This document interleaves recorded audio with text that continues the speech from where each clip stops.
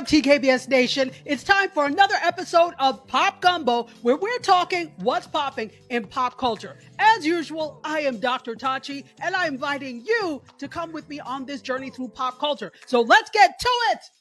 First up in pop culture news, we have a class action lawsuit being filed against luxury retailer Hermes. Now, if you're not familiar with Hermes, think handbags, think scarves, think Birkins, think Kellys, think all of those types of things that most of us won't get our hands on. But the Birkin and the Kellys are actually the target and subject of the class action lawsuit.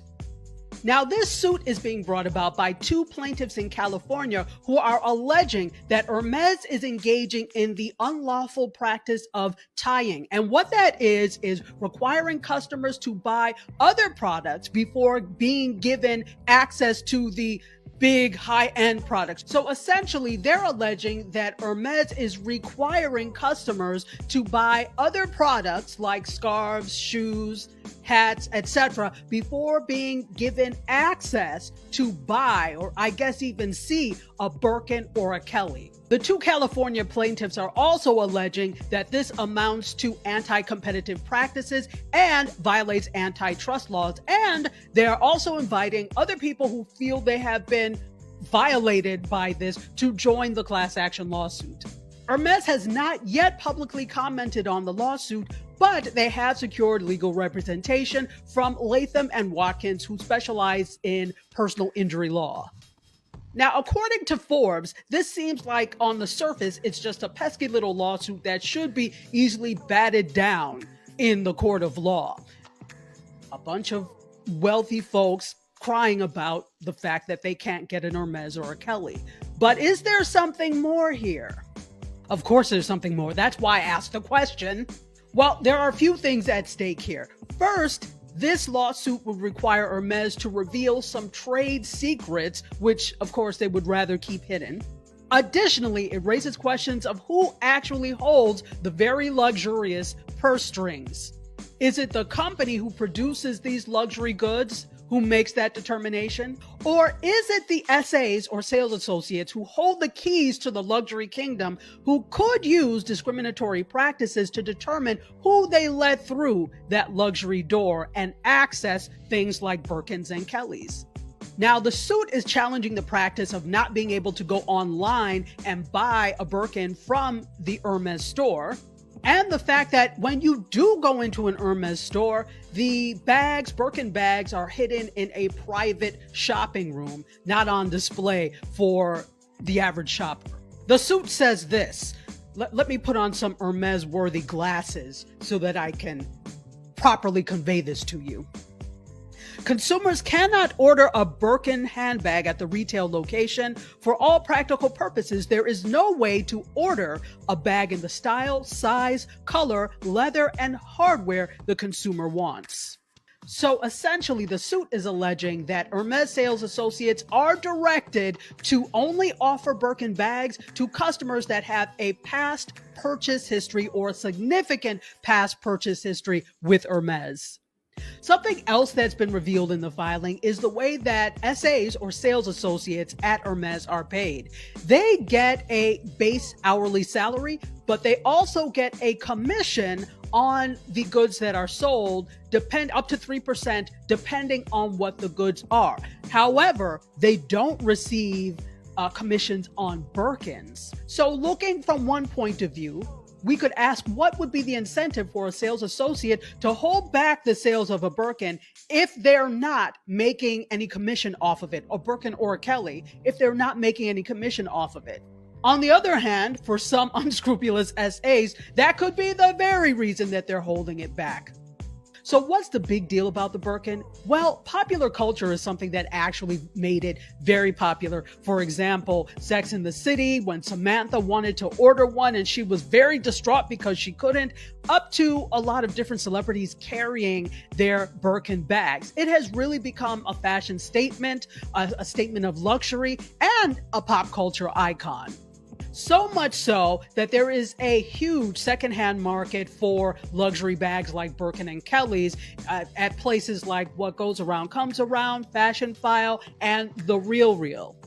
Even though the Birkin and the Kelly have become a symbol of something to be attained, you don't have to fall into the trap of getting luxury just to feel like you are special. In fact, I have a present for you that will make you feel even more special than having an Hermes.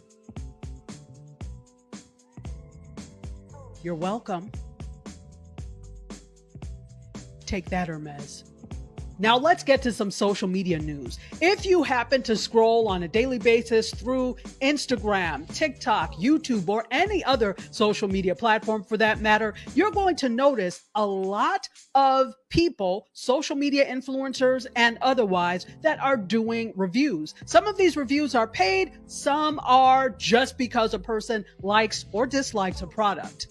This is the case with TikToker Miri the Siren. She actually was working at Chick-fil-A and daily on her lunch break with lunch she bought on her own would do reviews of the different Chick-fil-A products, the chicken sandwiches, the shakes, the salads, etc. And she's gained quite a following on TikTok because of it. Last week, however, she was told by the company's PR that she could no longer post her very popular reviews on TikTok because it violated company policy. Miri even asked if she could collaborate with Chick-fil-A, to which they said no, to which she said and put out there that she wanted to collaborate with other brands.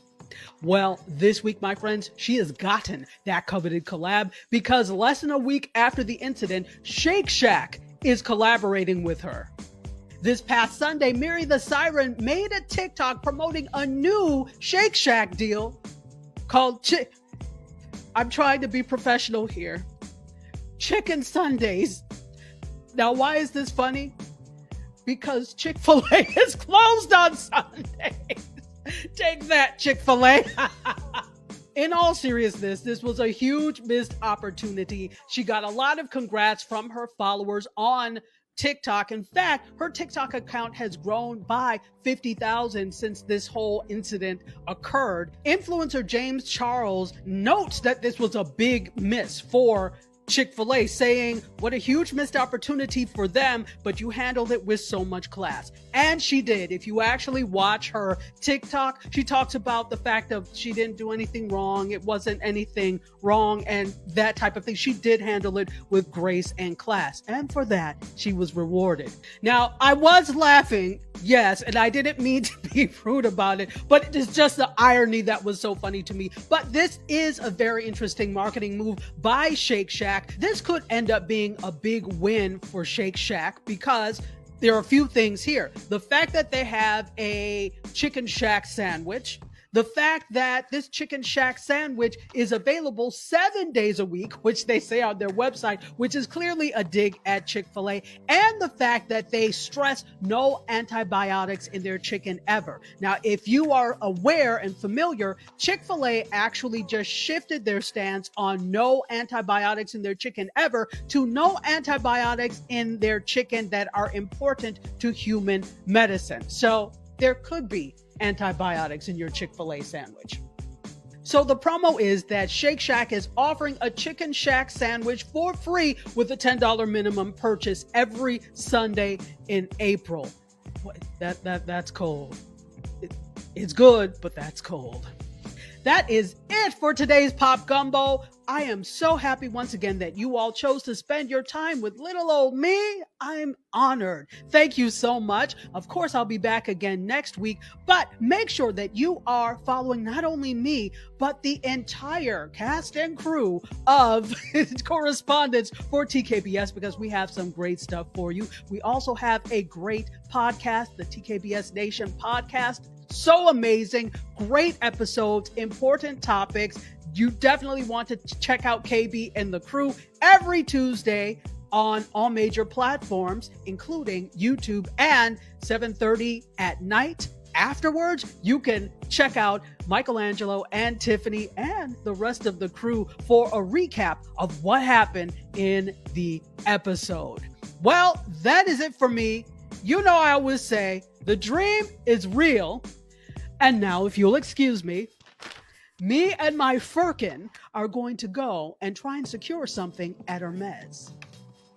Until next time, Cheers.